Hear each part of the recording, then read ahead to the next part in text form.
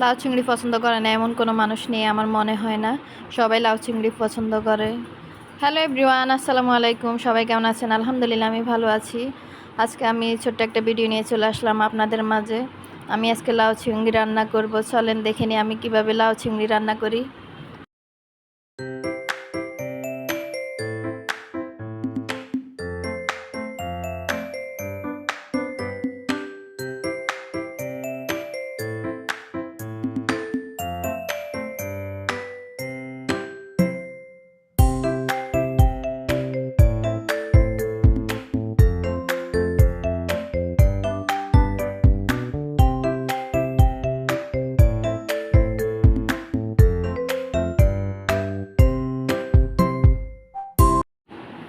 এই যে আমার তরকারি হয়ে গেছে। যদি ভিডিওটি ভালো লাগে তাহলে একটা শেয়ার দিবেন প্লিজ।